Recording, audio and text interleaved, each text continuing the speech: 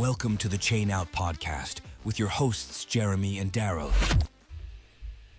Hey everybody, welcome to Chain Out Podcast, Season 2, Episode 57. I'm Jeremy, and with me across town in that other studio is our good co-host, Daryl. How you doing, buddy? Doing fantastic, Jeremy. We got the weather to thank for that. I couldn't ask you to drive all this way. Even though it's good to be in person with you, we always seem to bounce ideas off each other when we're in person. It's almost old school now. We're going back to the way we started.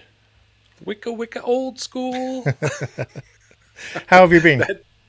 I've been doing well, and I think, with this crazy snowy weather, this storm we've got tonight, it was pretty nice that you finally got back out and played some disc golf, and so did I. I did, yeah. I did say I wasn't going to play as much this winter. Join us for Around the Basket on my take why winter golf is not as good as summer golf, obviously, but yeah, I did get out this weekend. We went out. You were a part of the Winter League. I showed up with Sonia. We kind of jumped ahead of a couple of you. Had a pretty good round, considering. Yeah, well, it was interesting. Like, you were kind of sandwiched right in the middle of the Winter Disc Golf Leagues, and I was out there with one of the other groups there. And when we kind of reconciled scores at the end, we both finished the same, which I think everybody would not be surprised about. If we asked them, did we finish close or far apart? Yeah, it would be the same. So both finished with a -1, which I was happy with, but I think we kind of got there in a couple different ways, didn't we? We did, yeah. I did more of the conventional route, played pretty clean golf. 2 birdies, 1 bogey. Yeah. And then how did you get there, Jeremy? Well, I hit the -1. And I, played really well at the start. Things were going along well. I had 7 birdies, Daryl. 7 birdies. That's pretty good. Still managed to -1. So I ended up with a couple bogeys, and then, I love the guy. He just did his 100th tournament this year, Wally. But man, can he make a Mando that can destroy me? So in my head, renting space free, I take a quad bogey on hole 10. You just do not like that hole.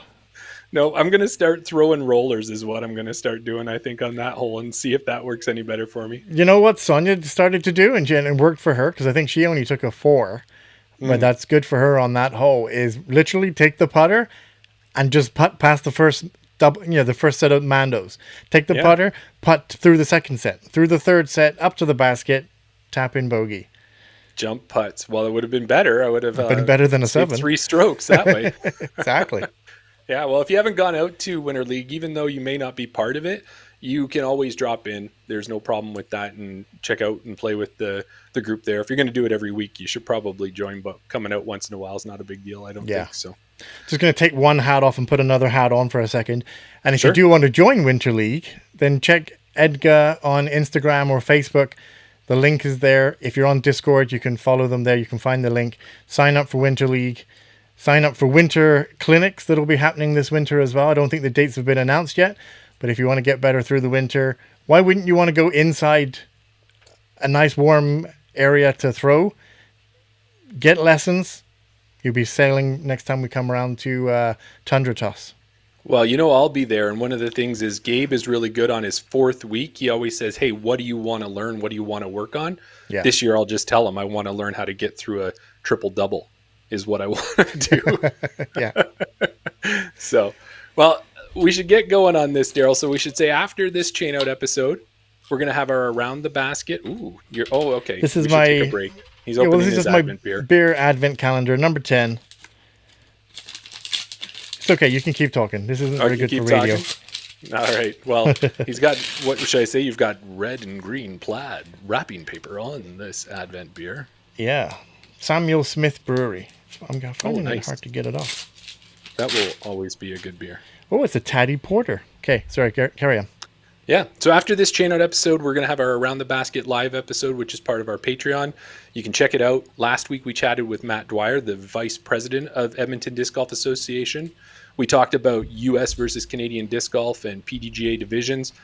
And we're excited tonight to have a longtime Chain Out supporter and Patreon member, Dylan Froelich, on the show with us. Be sure to join us. But let's get to the guest for this interview. Let's do it. Tonight's guest is from Fort Wayne, Indiana. He's a 998 rated MPO player. This past year, he played in 6 DGPT Elite Series events and 1 major. He's the owner of Cardinal Disc Golf, who we are proud to say is the 2025 sponsor of Chain Out Podcast. Join us in welcoming Kevin Fodrey to the podcast. Hey, Kevin, Hey guys, welcome to the show. Good. Thanks for having me. Yeah, absolutely. We're so excited. We are, yeah. So you hear us talking about, getting hit with this Canadian snowstorm in Edmonton, Alberta. What's happening in Fort Wayne, Indiana out the window these days? Oh, the Midwest is crazy. I think we had like 5 degrees and 55 degrees in the same week. So when it's been warm, it's been raining, which has kind of sucked. But I don't ever take days off of disc golf, so I'll play in the cold. I think the worst conditions I ever played in, like 2 years ago, I went up to Michigan and won a tournament in like 12 inches of snow, and it was like -3 degrees. It was horrible. Wow. Are you somebody that? It was a great day though. I met my now longtime and Cardinal team member, good friend Austin Bates. Me and him battled the whole day. That was the first time I ever met him, and yeah, it was pretty cool. I'm pretty sure we played the longs and the shorts. I'm pretty sure I shot the course record on both courses in 12 inches of snow, which was kind of crazy. Wow. What a way to And come I up barely and won. I put think your I won mark. on the last hole. So. Wow. Nice work. Well, Are you somebody? Sorry, Jeremy. Are you somebody that keeps track of your UDisc rating or tally? Does your week? What do they call it, Jeremy? UDisc streak. UDisc streak. Are you someone who keeps a hold of your UDisc streak? Oh, no. I used to be like really big on that, but I played so many tournaments this year, and now that when you play, I do full stats whenever I keep score. Yeah. And when you play on the Pro Tour, you get full stats. Now you'll get full stats B tiers and higher. But I don't know. When it gets cold, I get way lazier. So like in the winter, Yeah. I don't keep like any UDisc scores because I just want to keep my hands in there. That's fair. But it's in the summer I keep score pretty much every single. I think I would say I probably keep a UDisc round for at least half the rounds I've played this year, and I have like Right. 140 on UDisc this year. So Wow. The only reason I brought it up is Jeremy somewhere around there. loves to keep his streak alive, and I think we had a really big cold snap last winter. I don't know what temperature it got down to, but Jeremy was out there in a snowmobile suit, gloves, toque, hat, scarf, boots, everything just to keep his streak alive. Yeah. I think the over Thanksgiving we went to Tennessee with some family, and I didn't play any disc golf for the full week. And I think that's the first time I haven't played disc golf in a week in 4 years. Wow. Yeah, that's So I would say my streak is probably realistically very good. fair enough. Yeah.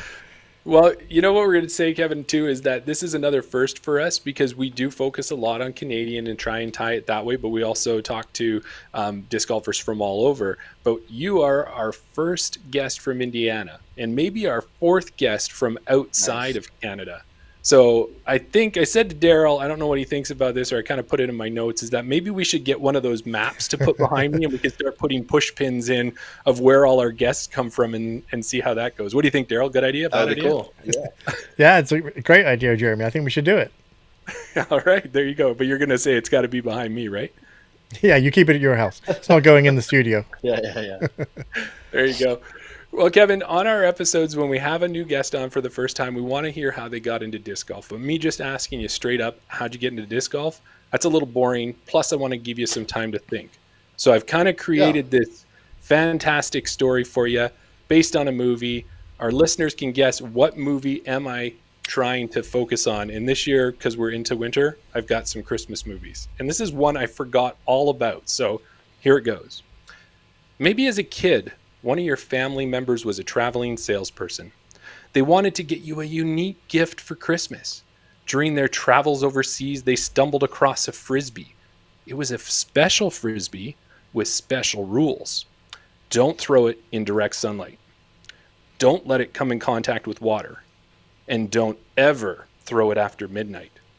You, of course, forgot all of these rules and watched as your Frisbees multiplied and turned into far-flying disc golf discs. From that moment on, you were monstrously into disc golf. Now, maybe that's not quite how you got into disc golf, but why don't you tell us? Yeah. I was an ultimate frisbee player before I was a disc golfer. I played ultimate frisbee for probably, I mean, 10 to 12 years at least before I started playing disc golf.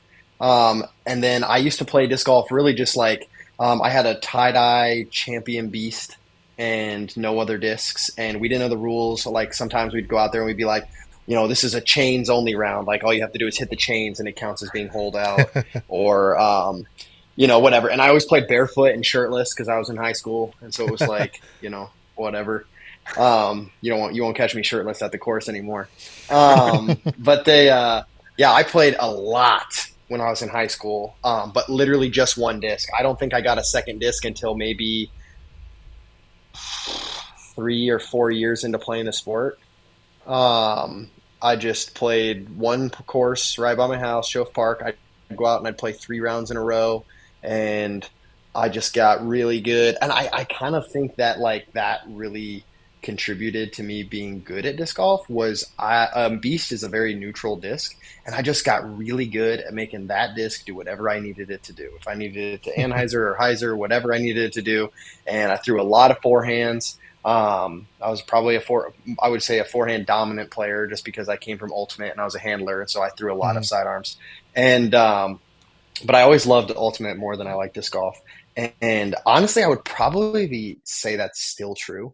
It's just it's way harder to get a bunch of people together to go play Ultimate, so the availability is not as there, and also there's no money in it, and also you get injured way too much. I think like 4 or 5 years I played in this really competitive this league in Fort Wayne. I don't want to call it a rec league because it's so big. There's like 350 plus people that play in it, and I played in it every week, and I mean, I was very good, and I played with guys that played professional ultimate frisbee for years, and I just kept getting hurt every year. I'd always get hurt in some way, rolled ankle, strained something. Never anything like serious, but like just enough that I couldn't do other things, and it started to annoy me. And so I played ultimate all of college, and then I played a little bit of disc golf, but then when I got out of college, I really didn't play disc golf for like 3 years because I got a job as a director of marketing for a large resort company here in the Midwest. And so I was working like every weekend. So I really just played here and there, almost never. And once I left there, I like started playing. And I remember the first time I ever went to a league function or like any kind of organized disc golf, I went with a soft wizard, my champ beast, and a judge. And I was disgusting with that soft wizard. But I went to this like handicap league in our town, and I was like, oh, these guys all have carts and bags. Like, I'm going to get smoked. And I remember we went out there. I shot like 13 down on 18 holes at Shove Park, and I won by like 4 strokes, I think. And I was like, oh, these guys were like, who the heck is this kid with 3 discs? Like, what in the? And I was just like, hey, man, I was like, maybe I'm kind of good at this. I should start playing. And so then I literally just like started like getting pretty into it. And I think like the second tournament I ever played, I won in MA1, and I just really got super into it. I think I qualified for like Indiana States that year, went and played that, got pretty into it. Didn't play very good, but yeah. And then I just started playing a lot of disc golf tournaments. It's just like, takes part of my love for ultimate frisbee and then allows me to play it by myself. And I've always been a sports person. Like I pretty much enjoy every sport there is. And disc golf is something where I'm like, I can just pick up and go and do it. And I can be competitive regardless of whether or not I have other people to compete against, because I always have myself to compete against. Yeah, I don't know. I'm just very like intrinsically motivated in sports. And so like beating my past scores is a big thing to me and stuff like that. So, yeah, tournaments definitely. Yeah. Once I started getting really into tournaments, casual rounds weren't as fun. They're still good, but like they started to feel more like practice. And so I don't play a lot of solo rounds. If I'm going to play a solo round, I just go do field work. Right. And if I'm going to go do field work, I just do putting and field work for an hour and a half, 2 hours, and then I'll just go home. Or if I go out and I play around, like I'll make it very like instructional. So like if I've been struggling with like turnover shots, I'll try to force a turnover shot on every single hole the entire round and see how like under par I can get by just throwing turnover shots the whole round. And that seems to work really well. I mean, I feel like I don't really have a shot in disc golf that I like struggle with. But if I ever feel like one of them is off, I'll just go like grind that shot like nonstop for a week. And then the next tournament, that'll be my best shot. And so that's crazy that so many people have said that they come from ultimate into disc golf. It never seems to be the other way around. No. Well, I think Daryl, there's a lot more running in ultimate. Yeah. It's a young man's game. Disc golf is a bit more refined. It is. Yeah.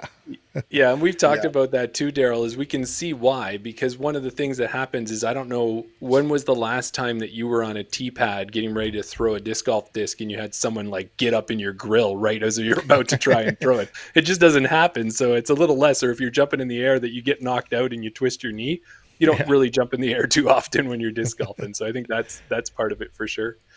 But Daryl, I was thinking too. I think that side of it really helps with the mental side of disc golf, though. Like being able to perform under pressure. Like disc golf seems very. I always say it all the time. I don't really feel like I feel pressure very often in disc golf, and it's not to say that like I don't recognize the moment or like enjoy the pressure that comes with the sport. But I'm not like, oh my gosh, I'm so nervous about this shot, because there's, like you just said, there's nobody standing in front of me trying to stop me from throwing it. The only person in the way is me. Yeah. So. Yeah, I think that part of it helps in disc golf. Yeah.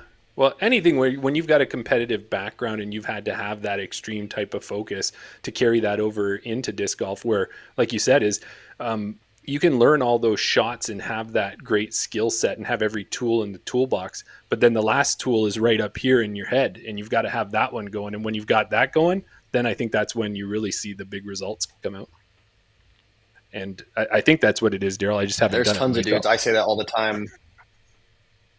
There's guys in our town that are just like, I mean, and everywhere I go when I travel and stuff like that, there's so many players in this world that are so talented, but from here to here, it's just never going to work. And you can just tell. And it's just like, man, like bummer, because you got it. You're going to always be in your own way. And some people will just never overcome that. And so a player that I always felt like, and again, I know him, so I'm not talking negatively about him, but Calvin Heimberg is always a player I thought that about, because it seemed like for years, Calvin could literally just not win. Mm-hmm. And he was like the best player in the world, but he just couldn't win. Like he couldn't get out of his own way enough to win. Like he'd be in the lead, or he'd come back and he'd have the opportunity to win, and then he would just blow it somehow at the very end in a way that like he could probably stand there and do it 700,000 times with every disc in his bag and never mess it up again. But he just did. And I feel like you saw like last year or 2 years ago when he like got over that. And some players just never have that. Like I don't think Gannon just ever had that. Yeah. Like he's just the way he operates is so analytical, and like he's a good friend of mine. I talk to him a lot, and everything he does is very analytical. Like even when we play Fortnite, he'll be like, we don't have the health and the guns to take these guys. Get in the car and let's run. Like he just thinks it before it even happens. And it's like, you do that in disc golf, like there's too much OB over here. I'm not gonna throw over there. Yeah, I mean it's smart. Yeah, for sure. Yeah. Yeah, definitely. That's hilarious. And we do want to get that. We want to continue with your playing history a bit and kind of go through it and just learn more about you as a player. And as you said, you started out in MA1 and that was back in 2020.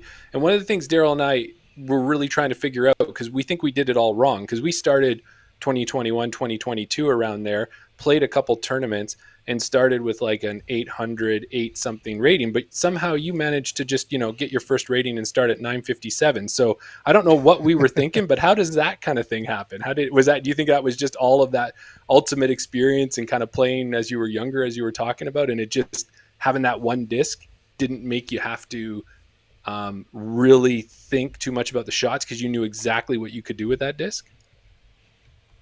I think a lot of the time people overthink disc selection. I will not be the one to tell you that you don't need a disc because I bag like 32 discs. Shout out Squatch. But I don't throw them all. I bag them all because I would rather have a disc and not need it than need it and not have it. And Right. on top of it, it also kind of goes back to part of the reason why I started playing disc golf a lot was for exercise. And if I'm carrying around 32 discs, I'm getting a lot better exercise than if I'm carrying around seven. It's a good way to And look at it. so, yeah. And so, but I mean, some of the best rounds I've shot in my life. I mean, I think earlier this year I shot my highest rated round was like a 1063, and I think I threw three discs the whole round. Oh, wow.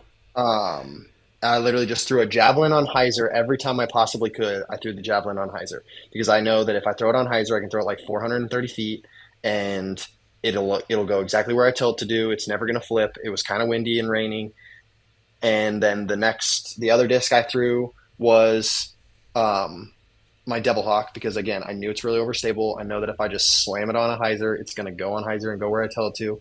And then the other one was a Wizard because it's the best disc ever. But yeah, I mean, I've had rounds where I've thrown dang near every disc in my bag and played terrible. Right. But it's all about. I think there's something to be said about like getting comfortable and familiar with a disc during a round and getting into a flow. Like if I throw a disc, I've had rounds like this with. I feel like a disc that happens a lot with is my Diablo. Is I just feel like I have a really good release with that disc. I pretty much always throw it on the line I want to throw it on. And I will get into a round where like if I throw that disc like 2 or 3 times in a row and it's good every time, I'm just going to throw that disc literally the whole round. I just like won't touch another disc. Because it's like the beast where it's like it's manipulated, like I can manipulate it to take the flight I want. So as long as I'm getting the release point I want every time, then I don't have to worry because I know what angle I have to put the disc on to get it to do that from field work. So Yeah. Right. That's crazy. but anyway, I'll backtrack because you said you wanted to go back to rating stuff. So yes, I played AM1 right away. I joke about it all the time with some of my buddies who played like AM3 and AM4 when they first started. I never got to have. I hope this doesn't come across mean, but I never got to suck at disc golf. And while some people are like, "That's awesome, you were good right away," I would like to have had days where I went out to the course and been like, I shot only 5 over par. I'm so pumped about my score. But I think like the second time I ever played disc golf, I shot like a 9 down. And I was just like, I should say with like a full bag once I started playing. I definitely had like periods where I sucked, but I didn't know any better because I had one disc and I didn't know the rules. But yeah, like my first tournament, I think I shot like a 970 rated round or something like that. And I was just like, these guys were like, that's so good. And I'm like, man, I missed a ton of putts. Like, what are you talking about? That sucked. And just the perfectionist inside of me. But yeah, I played at M1 for a couple of years. I think I played at the very end of 2020. And then I played for a couple of years. And then I went to AM World. I remember intentionally, I cashed in a couple of pro events, but I turned the cash down because I wanted to play AM Worlds because it was in Indiana. Right.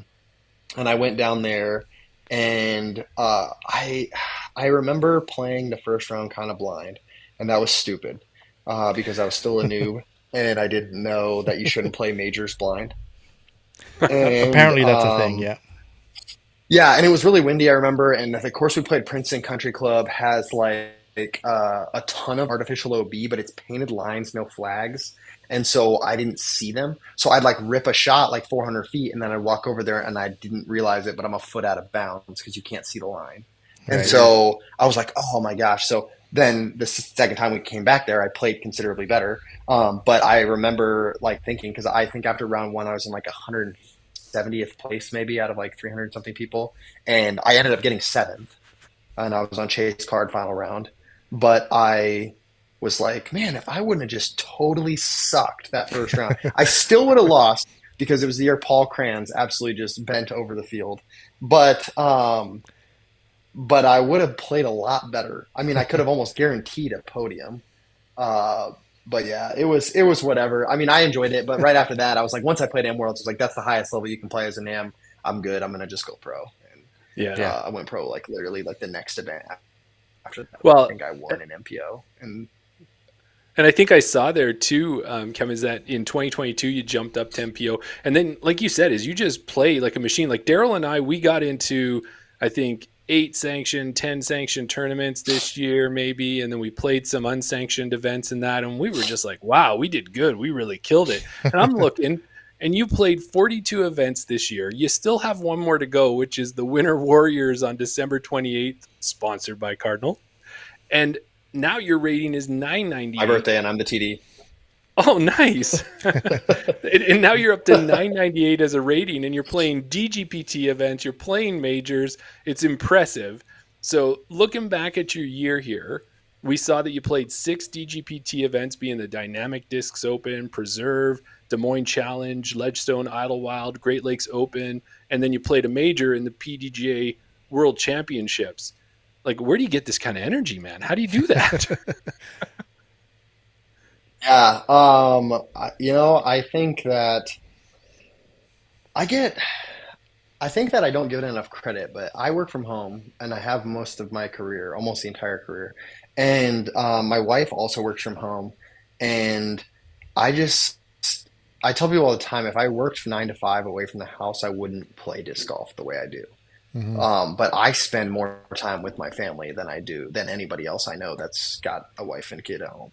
And I think that gives me a lot of energy to go out and play, just because I feel like I'm getting fulfilled in that area at home. When I go out, I have time. It's not like I was gone all week and now I'm gone this weekend. Like, that would be hard. I probably wouldn't do it because I would just miss my family.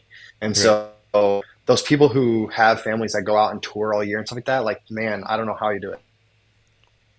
It would be drained.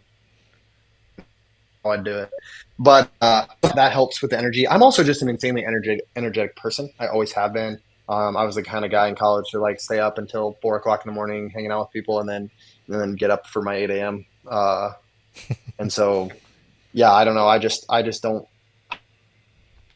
It's like funny looking back on my season. Like, yeah, you would think I would be tired, but I wish the season never ended. I'm ready to go, and so. That's why I'm out here hosting tournaments, so I can just play, because nobody else wants to run a tournament on December 28th. I'm just like, sure, I'll run it, whatever it takes. I'll play. Yeah, I can play as well. Yeah. But yeah, no, I mean, yeah, it's tiring for sure. The Disc Golf Pro Tour is exhausting. If you've never been on tour, even for just one event, it's exhausting. I mean, I played 7 Pro Tour events, including the major this year, and I mean, it's not. A lot of people get burnout. You can watch people who are like made for the road and people who are not made for the road. And I hung out with a lot of pros this year that I was like, they're not going to keep doing this because it's just so draining. Yeah. And especially if you're like a very introverted person, like, it's just naturally very social to be on the pro tour, and you can see those people get drained. But guys like Aiden Scott, I mean, Aiden Scott could be on the pro tour forever because he, wakes up in the morning and chucks 30 Dr. Peppers and he's good to go. But there's people who I'm just like, man, how sustainable is this for you? Because it's just so exhausting. And I realized this year, like, I played a bunch of pro tour stuff. I just realized it's just not for me. So like this next year, I probably won't. I mean, I might play one pro tour event, but that'd be about it. It would be Ledgestone, maybe Ledgestone and Idlewild. Just because they're close to me. But yeah, the whole drive 12 hours to the event, play for a whole week practicing, and every round is just exhausting. And again, like I said, I'm an energetic person, but like, I go out and I'll play, like, DDO is my first pro tour event, and I went out and played, and I remember like practicing around in the morning, and then it was like, okay, well, now I'm done at 11 and I have nothing to do the whole day, but I'm here for disc golf, so I'm just going to play. So then I'd never been in a situation where I'm playing courses like that all the time. So I just kind of killed myself essentially, because I was just playing, 2 to 3 rounds on pro tour courses every day for a whole week and then jump right into a pro tour event, which of course, just always has terrific weather and you get to tee off in the morning. Yeah. DDO was the one that's another thing. The lead card benefit of weather is very true. There were like, I want to say my first 14 Pro Tour rounds of the year were in bad weather. And I think it was, someone said Anthony Barella, I think, didn't play in rain until like 3/4 of the way through the season. Wow. And I was like, that's crazy, because maybe all that's of why my he events won were in the rain. Yeah. Maybe that's why he won at the beginning of the year. Yeah, but no, didn't do so that's well. that's totally why he was going to beat me. Yeah. Well, speaking of DDO, we noticed there that was your best finish this year. It was 65th at DDO. You came ahead of a lot of great players, Kevin Jones, Colton Montgomery, Scott Withers, Bedanza, all those sort of people. I just want to ask a question from the chat here. We've got Riger Disc Golf in the chat. He wants to know that if you're not doing... if you're not going to be playing as many events this year, is there any events that you might vend at in the future? Oh, I'm going to play way more events, actually. Just not on the Pro Tour size. Yeah, I'll probably play 40 events this year. I just, I love, and again, this goes back to me being energetic, is when I'm going to be doing something, I just want to do it. So like, I'm the guy, you don't ever want to take me on vacation and try to sit on the beach and read a book. Like, that's how my wife vacations. And I'm just like, yeah, cool. I'll be like surfing or boogie boarding or something while you do that. So I love back-to-back B-tier weekends. It's the best type of disc golf for a weekend for me. So I think I fell in love with it like last year. Yeah, last year I went and started playing MPO, and I won the Columbus Open, which was like a really good field. It was like Brad Schick, Nate Hecker, Arlinghouse might have been in there. I can't remember. Multiple Pro Tour players. And I won that one in like 65-mile-per-hour winds. It was literally insane. Whoa. I watched somebody throw a disc, and the disc went 150 feet behind them. No. And it was insane. It's literally insane. And I remember I won that, and then the very next day I drove back from Ohio, and then I drove the next morning. I got up really early, and I drove over to Kokomo, Indiana, which is like an hour and a half away, and I played another tournament. And I remember everybody being like, oh, Kevin just won yesterday. Like, he's probably going to win this one. And I just remember, like, most people would be like, oh, the pressure or whatever. And I was like, yeah, that's right. I am going to win. And I remember I think I averaged like 10:35 or something like that, and I won that tournament in a playoff because I'm stupid. That's my biggest disc golf fail ever. I thought the tournament was on I thought we were on the last hole because they added a temp hole, and I laid up a putt. Oh. And then I tapped it in, and the guy I was playing against, he's again another Cardinal guy. I love him. His name's Eddie Ward. But he goes, one more hole, and I was like, what? And we went into the next hole, and I threw my disc, and I slid like an inch out of bounds. Uh-huh. And so then we had to go to a playoff, but I hit like a 50-footer step putt, and I won on the first hole of the playoff. So it was cool. But way cooler story than just winning outright. But yeah, you set it up. I just like love it. You get so much. You get 4 sanctioned rounds of disc golf tournaments. You play bad in one on Saturday. Guess what? Brand new tournament on Sunday. Starting over fresh. I love it.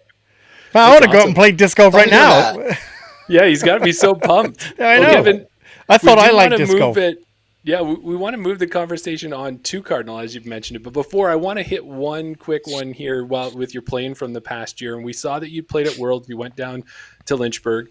And I was looking at your cards in that, and I always like to find Canadian connections. And it looks like your last round, you got to play with one of the big, well-known names out of Ontario in Chris Oslands. Do you remember playing with him, and how was that for you? Okay, so if I played with him final round, that means I played with him at New London, right?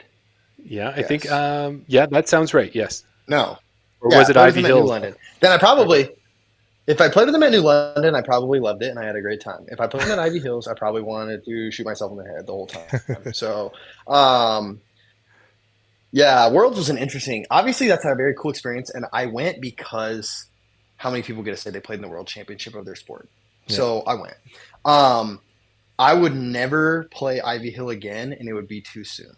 And everybody who says that they loved it is either lying to you or they got super lucky, because that course is unfair and there's so many things that you just can't control.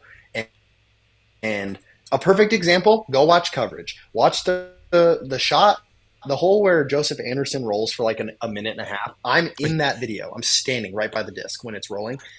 They all landed in the exact same spot They all threw the exact same type of disc and came in on the same angle. Joseph Anderson rolled for a minute and a half, rolled all the way down the hill and back into a perfect spot, and all three of the other guys rolled out of bounds. Right. The other guys did not execute the shot any worse or any better than Joseph, but they got an extra stroke penalty. And there was like 7 or 8 holes at Ivy Hill that did that. And so I think the final round we played there, I was playing like okay, probably like 10, 15 golf or something like that, going into like hole 15 or something like that. And then I took a 10 on a hole, and not one time during the whole hole did I feel like I threw a bad shot. I was like, oh, that's a great shot. Hit a root, rolled 350 feet down the cliff out of bounds. And I'm like, okay. That's not going to happen again. I'll just re-throw from the same spot. So I'm like, I'll throw it from the same spot. Throw a shot, land completely different area. Stands up, rolls 350 feet down the hill, out of bounds again. And I'm like, at that point, you're just like, well, okay, here comes a bad round. I felt like that was the story of my Disc Golf Pro Tour season this year. Was every single tournament, I think besides Worlds, really every tournament I had the opportunity or was at the cash line and could have cashed, but something bad happened in my final round that kept me from cashing. So like DDO was my best finish, right? I was on the cash line going into my last hole, and practicing, I knew that I could eagle the last hole if I threw to the layup zone.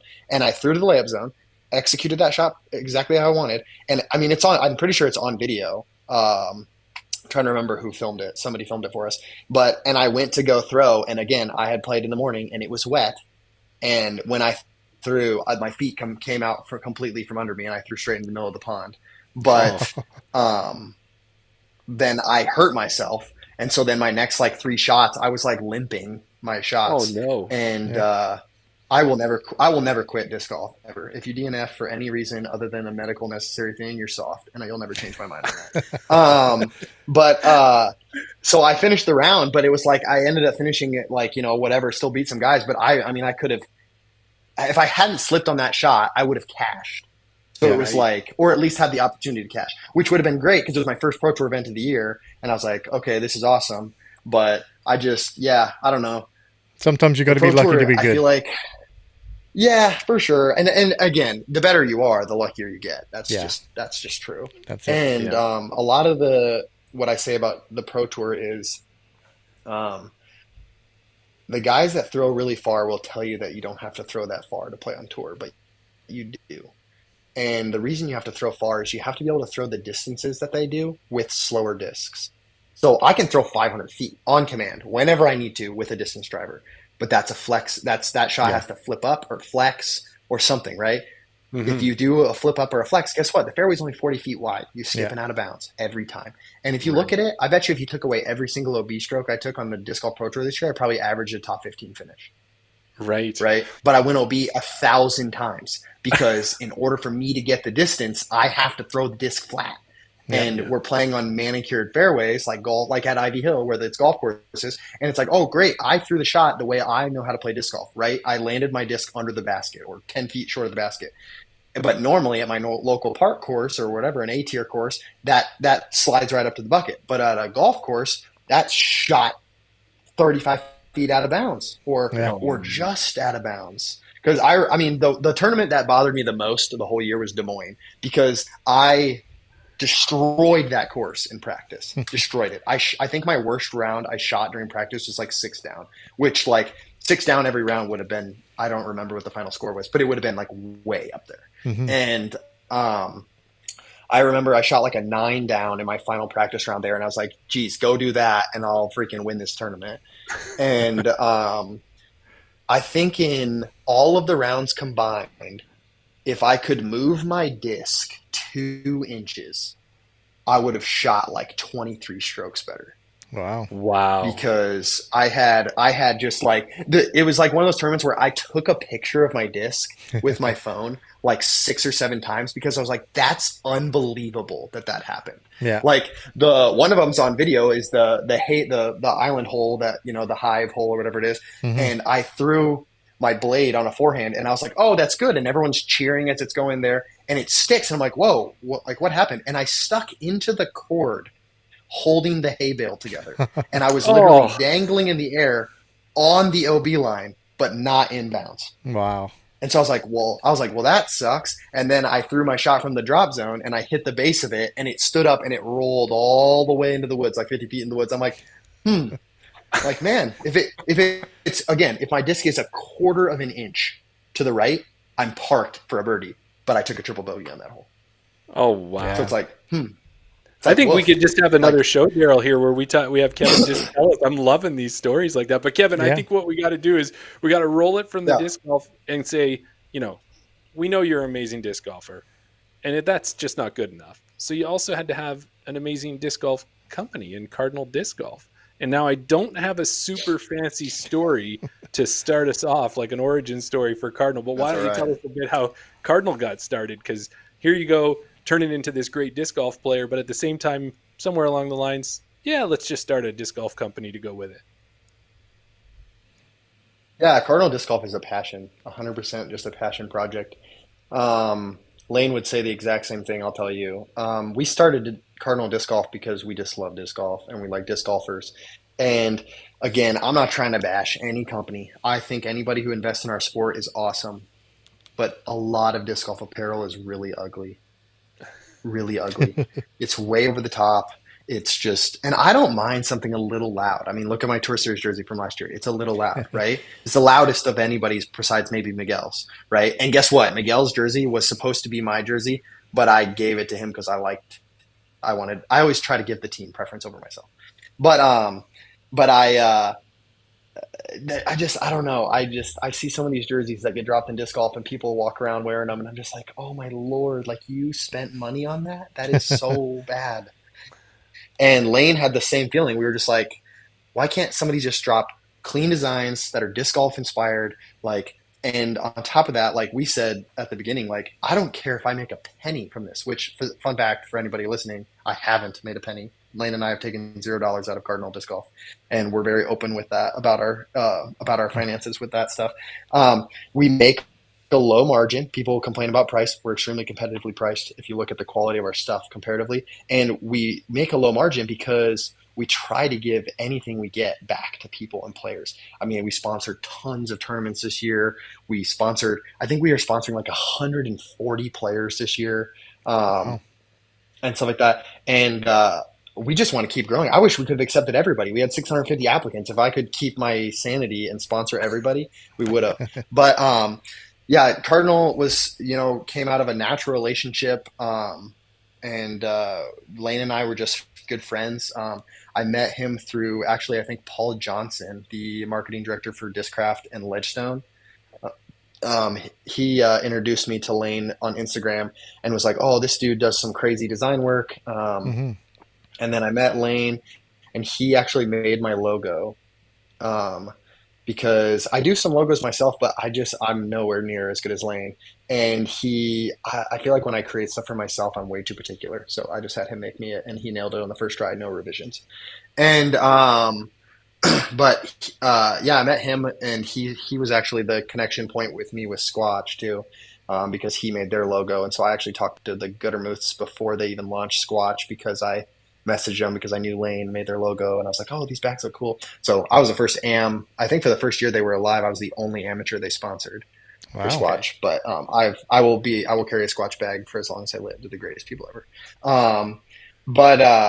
Cardinal just came out of a passion for disc golfers and the sport, and we try to put as much money as we possibly can back into it. I don't know the exact number off the top of my head, but I got to imagine we've invested probably $20,000 to $30,000 this year in the sport. And, Lane and I could obviously just be keeping that, but, I want to see it grow, and we are trying to grow naturally. We don't pay for ads. We're not really doing anything like advertising wise. My mindset is just, if I have money to advertise, I'd rather just sponsor more players and give them free gear and stuff like that. And like, I think one of the ways we operate Cardinal is we try to under promise, over deliver in our team stuff, especially. So like a lot of people, like when they first joined our team, last year, they would have been like, oh, well, we don't get a bunch of free gear right when we join the team. And we have people that say that. And it's like, man, we give out 100 jerseys to team members throughout the year. I mean, so many jerseys. We're just tiny.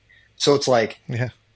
if I give everybody free stuff, it's probably coming out of my pocket because we just don't have the capital for it. Right. And we could, again, if we weren't investing in everything else. But like, I mean, I've sponsored like pretty much every tournament in my area we've played this whole year. And whether that's just donating prizes or actually putting up added cash or whatever it is. And we just want to keep doing that. So, yeah, if you've never heard of us, check us out. Our designs are cool. Lane kills it on the designs. I try to keep all of the business stuff to me so that he can stay focused on designing and not have to worry about it. And then it's just cool. I mean, if you think about it, it's such a cool idea because in apparel, we can be very like separated from manufacturers, right? We don't have to be tied to a manufacturer because we're not doing discs and stuff like that. And then, but on top of that, it's like, what a cool world. Cause like Lane is like one of the head marketing guys and creative guys at Prodigy. Yeah. And I'm now the director of marketing for Gateway.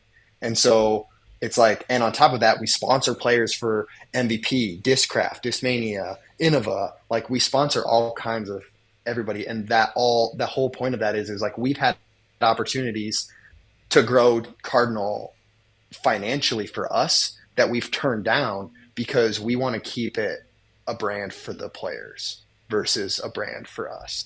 Yeah. And so if we signed up and started doing all of the gear for one brand and we didn't make it for anybody else, we could probably make more money than we're making now. But then I would have to tell players I can't sponsor them, and I like to sponsor players when I like them. Yeah. Right. Well, I got a question from the chat, Jeremy. I know we're going to get to it in a second, but Riger Disc Golf has asked it. Oh, yes. Why a Cardinal? Why not a bald eagle or something else? Where did the Cardinal come from? It's a very simple thing. The Cardinal is the state bird of 7 states. Oh. It's one of the most searched birds. You would not believe how many people on their applications tell us, oh, well, it's my state bird. So that's why I want to represent you guys. Yeah. And it's like, well, yeah, it's a state bird of 7 states. And on top of that, red is a classic color. It goes well with most other things. And also, Lane made it and showed it to me. And I was like, yep, let's do it. There was no back and forth. There was no deciding. So did you the idea for Cardinal actually came out of somebody ripping us off our designs. So we had a group chat with like all of the designers in disc golf, like anybody who's making graphics for players and stuff like that. There's like 10 of us in there, and some guy, he'll remain nameless, but he was going around and jacking everybody's designs, just straight ripping off our designs. And we were all like, "What in the world, dude? Like, you got to at least change something." Like, straight up stealing our stuff. And the guy was like, "Oh man, it's freedom of creativity and I can use inspiration." It's like, okay, like whatever. So we all blocked this person. And so he couldn't steal from us. And I was like, well, that's a fail because we're all in a conversation together. And I think it was Lane who randomly just said in the chat, was like, can we just also, while we're at it and we have all these creative people here, can we just create an apparel company that doesn't suck? And I messaged him and was like, you want to do it? And he was like, yeah, that'd be so cool. And then I think like the next week I sent him pictures of like the LLC filing. Wow. And so he was like, oh, he's like, you mean like now? And I was like, yeah, let's just do it. Why not? Like, who cares? Like, don't put things off. Do it right now. Let's just do it for fun. And if all I got out of it was cool gear for me to wear, good as me. So the actual Cardinal and the design wasn't from you? Yeah. Like, that's all 100% Lane? No, that's all Lane. Yeah, 100%. I'll give Lane credit all day, every day. I think he's the most artistic person I've ever met in my entire absolutely. Life. And also, on top of that, fun fact, Lane and I have never met. Oh, wow. Never met in person. Wow. We live on completely opposite sides of, I mean, he lives all the way up over Oregon, and I live all the way over here on the Midwest side, and we've never met. We've only talked on FaceTime probably 10 times. We just talk on the phone, and we text each other, and we're just extremely agreeable. I think we've maybe disagreed on like 2 things ever. And, I mean, yeah, I mean, the whole thing is just so harmonious Yeah, that, it was just meant to be. I mean, obviously there's things that come up that we like have to discuss and things like that, players or things like that. But I mean, pretty much any time one of us has a strong opinion about it, the other person disagrees with it. And so, yeah, it's been great, and I love it. And we really just kind of were like, hey, let's do it, and then we just did it, and it worked out pretty good. And I think we're growing at the rate we want to. We could probably grow faster if we wanted to, but we just really like, again, we both have jobs outside of this, and if I was taking all the money out of it, sure, maybe I'd be wanting to grow it faster. But I think the way we're growing it is true to the sport and true to the desire we have for it. And one of the big things that we want out of the brand came from that creatives group is we want to give players who maybe they're not a 990 plus player, right? Mm-hmm. But they contribute to the sport in other ways. So like a good example of that is Kelly Babber, right? And Cobb is like an insane designer. I guarantee everybody listening to this has a stamp of his in their bag, right? Because he does so many of them. And he's not good enough at disc golf to get a Tour Series jersey from somebody, right? But if we have the capability and the ability to give him that opportunity to make money himself from disc golf, he has done so much for the sport that I want to give him that opportunity. So by being the owners, we can decide who gets to be considered valuable, and people who bring in value to the sport outside of just playing, those people should be recognized. And that's one of the main things we love doing. And a lot of the reasons why we operate the way we do, because like we could drastically increase our margins and our profit if we did wholesale. Like we just bought everything in bulk and we, when it's sold out, it's sold out and too bad. Right. But we operate on a dropship model. And some people were like, I think we got roasted on Reddit a couple weeks ago. Someone was saying like, that's so lazy. The only reason we do it is because if we did it another way, we couldn't sponsor all these players. Right. Right. So like, yeah, it's going to take 4 to 8 weeks for your gear to show up. But if it showed up in 2 weeks, guess what? We'd sponsor 3 players versus 140. Yeah. Right. And so to us, the whole idea of starting Cardinal was to sponsor and to care about disc golfers. So we want to keep that model going as long as we possibly can, because otherwise the capital investments and the overhead and everything like that takes over and becomes the priority of, well, can we sustain it? And then the answer is probably not, because most companies, especially apparel, fail because of overhead costs. Mm-hmm. And so, yeah, I don't know the way we do it. And on top of that too, like, I mean, I've got Trash Panda on my thing. Like we're trying to be like, conscious. And if I run 100 jerseys and we only sell 50 of them, where are those other ones going to go? Right. This allows us to only create things when somebody wants it. It's just good for it's good for everything, the environment and the player sponsorship side of it. And on top of that, like we can pump out, we're only limited by our own creativity. So like we have like 50 jersey designs on our website right now and a bunch coming in the new year. Keep your eye out for that. Yeah. And they're insane. And we couldn't do that. Again, if we had to buy them all in advance, we could have like 3 designs each drop, and they'd be, we'd have to keep them to very popular colors. We wouldn't allow people to have creativity on their choices because we'd have to make sure they sell through. And so, yeah, there's a lot of reasons to it, but I hope, and I feel like disc golfers understand it when we tell them like, hey, it's going to take this long to get your stuff. Here's why. People are always like, oh, that's awesome. No worries. Yeah. But yeah, we try to make it evident on our website, but I'll tell you how many emails I answer a week about, I ordered my jersey yesterday. Why isn't it here? And I'm like, oh man, you're going to be really disappointed. Yeah. Oh, well, Kevin, you know what? We were already excited to be part of the 2025 Crimson team, but now that you've told us all this, it's just getting me even more jazzed. And one of the things that got me excited, obviously you mentioned Miguel. I've got the Miguel Alvarado jersey on, my first Cardinal jersey. It's amazing. We've met him. We've had him on the podcast.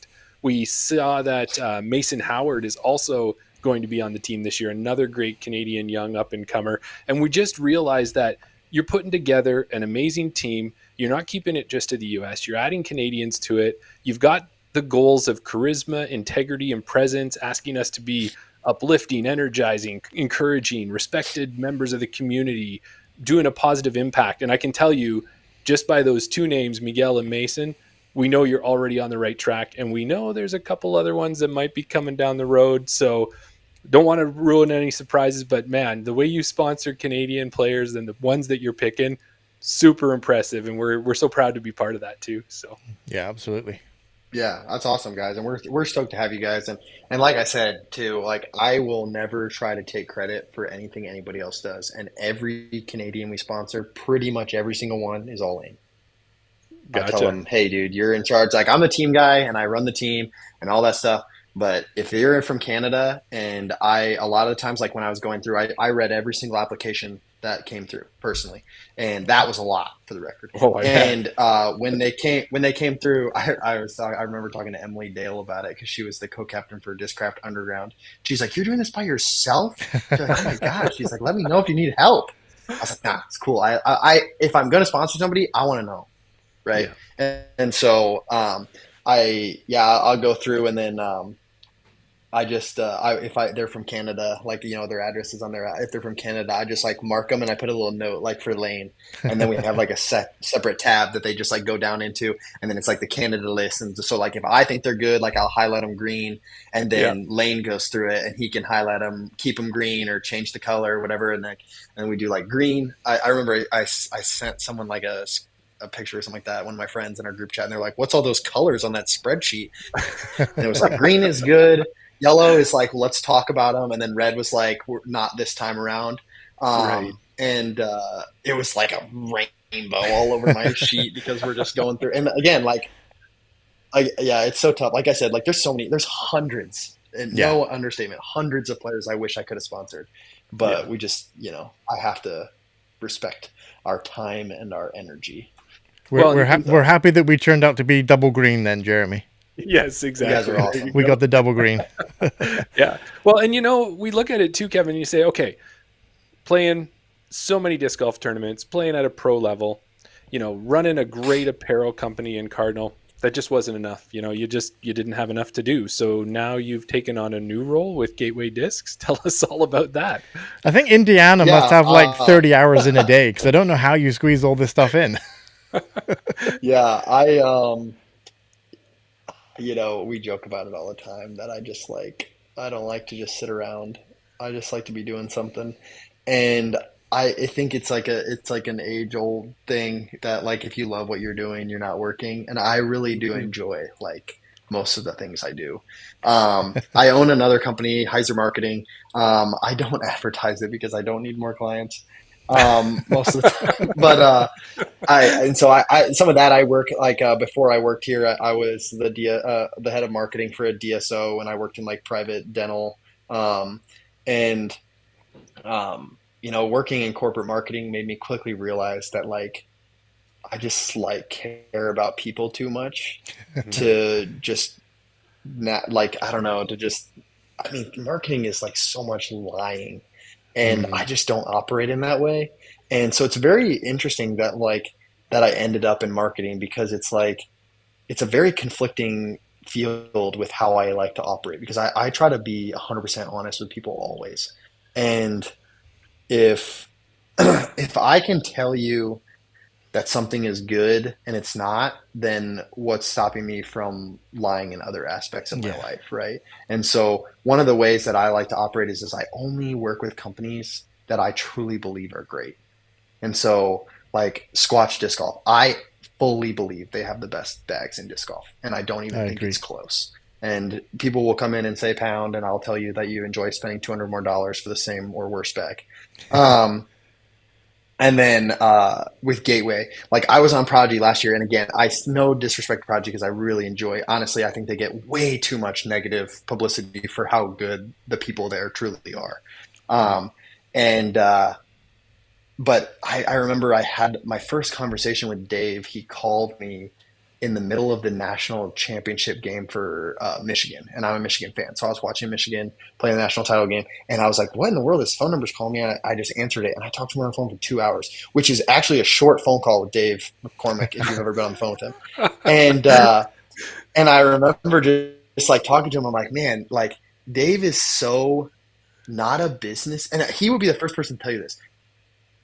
not a business person, but he knows disc golf better than anybody on this planet, probably. And the passion he has for it and the passion he has for the people. And I mean, even going through this team stuff, like I'm helping them restructure some of the team stuff because just everybody in the industry is pulling back. But I'm just helping them restructure his team stuff. And Dave is just like, he's so generous. He's like trying to find ways to give people as much as he possibly can, even if that means that he makes almost nothing. And I just like, people that operate that way are so rare in this world that when I find people like that, I just want to help them. And so Lane is like that. Lane would give you the shirt off his back, and I've never even met him, and I can tell you that. And Dave is like that. The gutter moves are like that. I mean, again, just the best kind of people. And even companies like I'm not going to be working with Great Lakes this year, right, on the sponsorship side. Yeah. Part of that is just because I want to be able to collaborate with a lot of retailers as the head of marketing for Gateway, right? And I don't want to be tied down.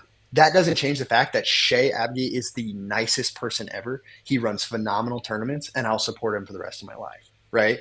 Yes. And it's the same goes for everybody. I mean, T-Box Socks is a great example, right? And like I don't have to have my socks for free, right? I can get my socks if I want to, but I just like love the people behind the company because they're such genuine and loving people to the community that I just want to find ways that I can support them. And so that's how I approach disc golf in general. I just try to find people that are doing good things and figure out ways to amplify their voice rather than insert my own. Yeah. Well, and you can see that relationship. Like we're just feeling that energy from you, and all of those companies that you've worked with or have been sponsored by, we know those are quality companies, and it's just great to see that part of it. Now, if we stick with Gateway just for a minute, you're going to be the director of media and marketing, and you're going to do great things. We know. Hey, Daryl, I can already tell he's going to do amazing things to assist Gateway with what they're already got together. And we know you're on their team. And did we see you've got your own Tour Series disc that might just happen to have a Cardinal on it too? Is that something that we saw out there? Oh, yeah. Shout out to Kelly. He's the one that designed it, Kelly Babber. If you need a stamp, get him to do it. He's so good. It's so good. Again, I make stamps, but I'm just nowhere near like where he's at.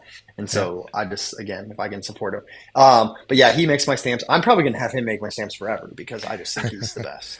I have my signature series blades this year had a little cardinal on them. I thought it was cool. He's like holding the sword, but I'll probably try to incorporate a cardinal into my stamp again this year too. And I've got some other things coming down the line with Gateway that are going to be pretty cool. I don't know that I can share them just yet, but they're very cool.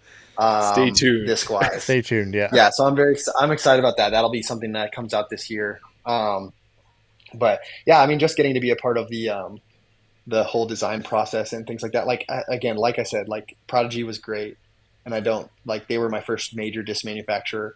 So I don't want to like negatively talk about them, but like getting to be so involved in the process and Gateway, like I've stamped my own discs. I go in there and Dave's like, here's a cart, go through, pick anything you want and go stamp it. You want me to swap the stamp on there? And I just get to sit there and stamp them. I'm hitting them like 60. I have some crazy stamp discs in my garage. Wow. And that's because I did it, and also partially because I stamp it bad or something like that. I'm not as good as them,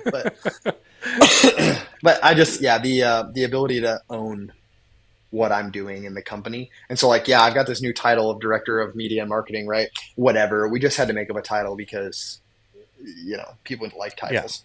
Yeah. And but in reality, like I said, all I'm really going to be trying to do is I'm just going to try to amplify their voice, right? I'm going to try to make sure that people realize how good Gateway is and how much they're doing for the sport behind it. Like, I mean, just a perfect example is that brand new basket they have, the Titan Pro 35. I guarantee you that is the best basket in disc golf, and I don't even think it's close. Wow. But how many people know about it because it doesn't say Innova on it or Discraft on it, or you know what I mean? Like, it's a small brand, so they don't know. But I guarantee you, every single person in the world, if you were blind test and no brands were on it, and you tried every basket, that's the best basket in the world. I stood there for 30 minutes ripping drivers full speed into that thing from 20 feet, not a single spit out. Thing's incredible. Okay, I'll buy one. Yes. Yeah. You sold me. I was going to say, people may not know about them now, Daryl, but they're going to know about them. Give them a few months. Kevin's going to make sure that we know about them. So. I got to jump over. I think Eagles Crossing is putting in all 36 holes are getting Titan Pro 35s. So, sweet. Did you As have if something that to course do with wasn't that? already sick enough. No, Dave's the one that designed that course. He put that in all on his own. Oh, there you go. Then I got to jump into the chat real quick because we've had so many great comments, and they're all kind of along the same lines here. We got that's Mason Howard loves the Canadian picks. Of course he would. Yeah, Rieger. Can he bottle that up and share it? Where else are we here? Dylan. We got my Sam mom's in the here. This is terrifying. I'm exhausted just listening to all the stuff that he does. I need about 3 gallons of coffee a day. Somebody here who you might recognize, Kevin, also said, FYI, he doesn't even drink coffee, just energy all the time. And that's obviously from Colleen. Dylan also, I love the energy. I wish I even had a tenth of it. It's amazing everything you're doing. Everyone's loving it in the chat here. Speaking about your discs, there's one thing I watched one of your videos on your Instagram and your stamped disc there that you had some for sale. One thing that stood out to me was that you had a stamp on a disc. I don't know if I wanted to know if you bagged this disc because there's only one other person that I know that I've ever seen that has had one of these discs, and that's the Stego. Do you bag a Stego? Oh yeah. So again, I'll tell you this. In 7 Pro Tour events, I think I threw an approach disc like 8 times. Okay. You throw fairway drivers, mids, and drivers because the courses are long. Anthony Brella throws Luna everywhere, of course, because he goes to 600 feet. But for normal people, humans, we have to throw drivers. And so most of the year, I didn't really have a use for an approach disc like that. But I'll tell you what, you want to go play me on your local dink and dunk with, I'll leave my bag in the car and I'll come mess you up with a Stego because that disc is awesome. Full bag versus Stego challenge. There you go. Dude, a tar pit Stego, I'm telling you right now, every time I throw it, my buddy Aaron always says, he's like, that disc is a cheat code. Like, there's no way it's ever doing anything other than what I tell it to do. So if you mess up the shot with the Stego, guess what? You threw it bad because that disc is going to do the same thing always. Yeah. Wow. So yes, then, I do throw a Stego. It's not a normal bagger, but it works its way in there here and there. It's been mentioned before, the Wizard. This is one of the I won this disc at a tournament. It was a raffle prize, but this is an 09 Edmonton Disc Golf Association Wizard. So you say it's one of the best discs going. There you go. I'm proud to have one. The Wizard is. I think that if every single player in the world was open bag, I bet you 50% of the field would putt with Wizards. Oh wow! I have. It's it's unused. It's just for demonstrate. It's just for hanging on a wall. That's all that's for. Just because it's the 09 stamp that later. So that's awesome. That's awesome. Yeah, they also have so many plastics, so you can find exactly the grip you like. Yeah. Well, Kevin, the time is like flying by here, but the one thing that I've realized is Lane is up in that Vancouver area. We're really close to Vancouver in the fact that we're, 13 hours, 1 hour flight type thing. We should all get out there. We could go out. We could take the ferry over to the island. There's a course called St. Mary's over there. It's an amazing one that way. But if that ferry happened to, take a wrong turn, hit a rock, Titanic style or something, we'd be in a pretty weird situation, wouldn't we, Daryl?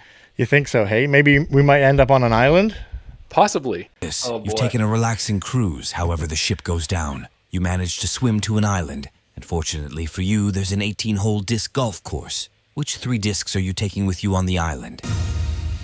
There you go. It's a bit of a staple at the end of the episode here. I love it. We want to know which 3 discs. If you had to, you could only take 3. Which 3 discs are you taking? Because I think I've got a pretty good guess which 3 discs they might be. And then something that we've recently added to this as well is if you could transport one course to this island, that's the only course you could play, what course would you take to the island with you? Oh, man. Oh, I've played a lot of courses. I think I don't remember the number. I think I've played close to, probably over 200 courses now. Wow.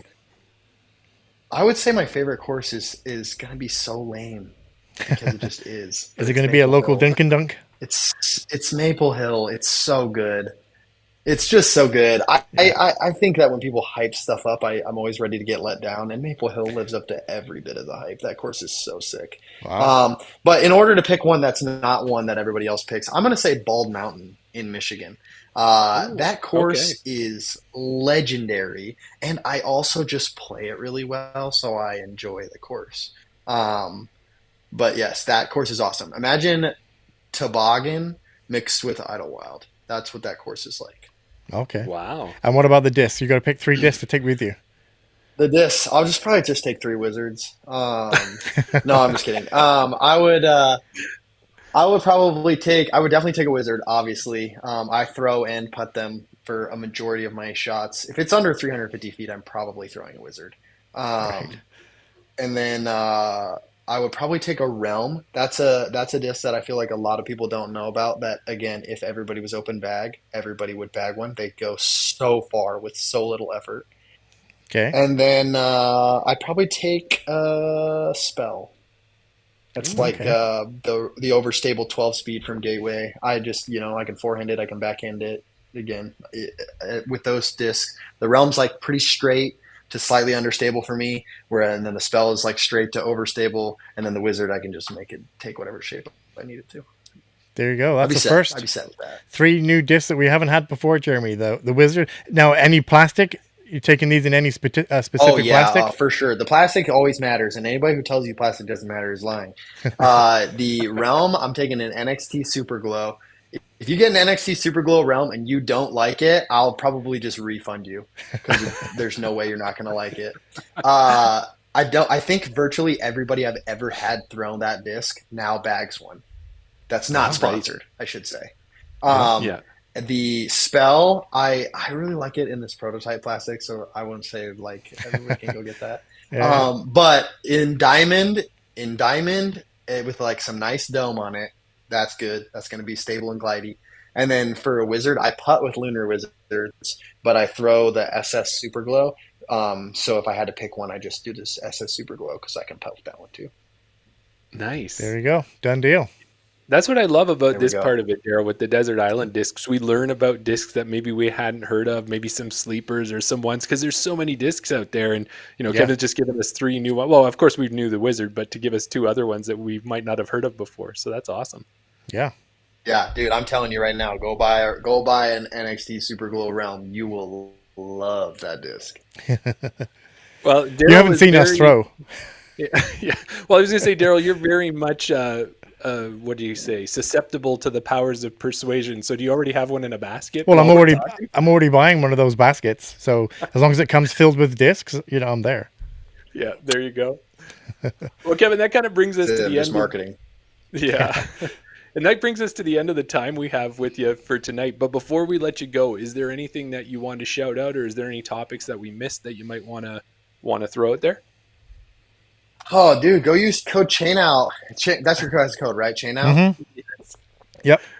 Go use code ChainOut on Cardinal Disc Golf. Support these guys. They're doing a great job. I had a blast being on here. And then go to gateway-discsports.com. Use code Kevin. Don't use my code. Use somebody else's code. I don't really care. I love it when people just support other people. I actually don't even set up a code for myself on Cardinal because I don't want you to use my code. I want you to use somebody else's.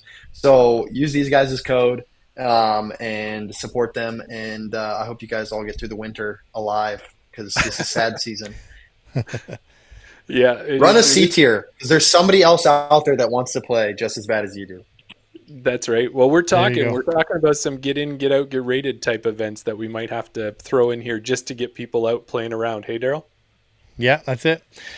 Everyone we have on, Jeremy, all these people that we have on that are successful, that they do what they want to do, they get things done. That's exactly what they do. They say they want to do it. They do it.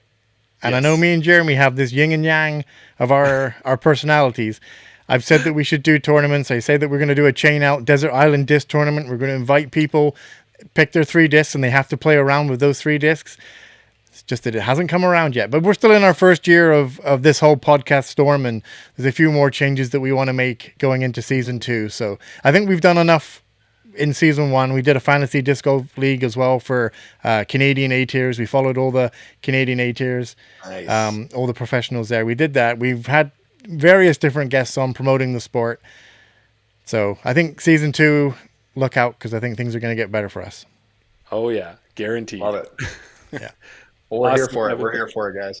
There you go. Thank you so much for joining us, and we can't wait. We'll see you in the chats, and we'll be interacting with you for sure. Thanks for coming on, man. Thanks for having me, guys. Okay, thanks for your time, Kevin. Daryl, I am like so jazzed. Like, look at the comments. Look at everybody just chiming in. Everybody can feel Kevin's energy.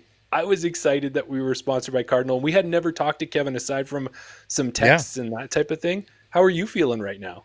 Oh, I'm so pumped. Like I said, I want to go buy these discs. I want to go buy these baskets. I'm so happy that, and yeah, okay, we could have been sitting here talking to somebody else saying, oh yeah, we're jazzed to be on this team as well. But who knows? But honestly, 100%, like I couldn't be happier. I'm so pumped. I'm so excited to see what the future brings. It's just frustrating that I keep looking at my phone and keep seeing that the shipping of the jerseys hasn't been updated since December 14th. But we know in the grander scheme of things, there has been some things that are happening with the postal services and things like that. So we know there's delays. We know we're going to get them eventually. Yeah, when those jerseys show up, we're going to show them off. Everyone will get a chance to see them. It's going to be great. But, and I meant it. Like, when you think about it, we know how great Miguel is. Like, the guy, we talked about it. You see him anywhere we've seen him, the first thing he wants to do is run up and hug you, and he's like a little hesitant to make sure it's okay to do, right? But that's the first thing he wants to do. He has that spirit. He's always energizing cards and everything else. We talked to Mason Howard. Mature beyond his years. He's got so many good thoughts, good ideas, and he's got the right attitude. Got a great head on his shoulders. Yeah. So it's just, I'm glad that we actually, I don't know how we got on the team, but somehow we, maybe he used the wrong highlighting color. That category, hey? Hey, we're double greens. That's what we can say. Yeah, there you go. There you go. Well, so let's tell everybody, thanks for listening. If you like our content, which we hope you do, and if you listen to 56 episodes, as we said, 57. Why haven't we subscribed yet? 57 now, Yeah. Subscribe to our YouTube channel. Follow us on Instagram. Like our posts. Comment on them. We'd love for you to do that. And if that's not enough, Daryl, what else do we got to do? Oh, you know what? As long as we've got our gear now, Jeremy, it doesn't matter. Kevin just told us he just checked and we were red. Oh. It's too late now, Kevin. We slipped through, hey? Yeah. 2 greens make a red. Is that what it is? Something like that. But yeah, if people want to also support us further than that, you can join our Patreon. There's available to be free and try it out, and definitely different levels that you can participate in. If you want to one-time support us, go to our link tree and you can check out our Buy Us a Beer or Buy Us a Coffee, whichever you prefer. Also, of course, support us by going to Cardinal, buying some gear, using the code CHAINOUT. And we want to thank everyone who supports us, all our Patreon members. We appreciate you all. Now, Daryl, what's coming up next? Myself. Sorry, what was that? What's coming up next? Yeah. Next, after this, we're going to take about a 10-15 minute break. For those Patreon subscribers, we're going to do our Around the Basket episode where we have an informal chat. We debate some disc golf topics, put the disc golf world to rights, and we might even do a little bit of Distal as well. If you haven't heard of Distal, it's a little bit like Wordle, but you have to guess your disc. So that's all coming up a little bit later on. And I feel, Daryl, with the topics that we've got going on, before I turn it back to you there, it seems like Kevin unknowingly hit a whole bunch of them. I was like, I know. Like, that's what we want to talk about. That's what we want to talk about. And he had some pretty good hot takes on them. So we'll see if you, I, and Dylan have the same thing. Yeah, absolutely. Yeah, no, I was thinking the same thing. I'm going to use those arguments. That's what it is. Oh, there you go. Yeah. But you know what? No, what? I think I might just have to get myself one of those realms. Yeah. Get a realm. Take it to my local Dink and Dunk, which was a great quote. I'm going to be using that. Everybody in the chat loved that. I'm going to take it to one of my local Dink and Dunk courses. I'm going to take up that disc, and like Kevin said, I can just put it on any angle and it'll hold the angle. I'm going to throw it right towards the basket. Yeah. It's going to glide for days. Right. It's going to come crashing into those chains. And there's one thing that it's never going to do. Oh, of course. It could never do it. It's a realm. Why would it do it? It could not do it. It would never. Chain out! Thanks, everybody.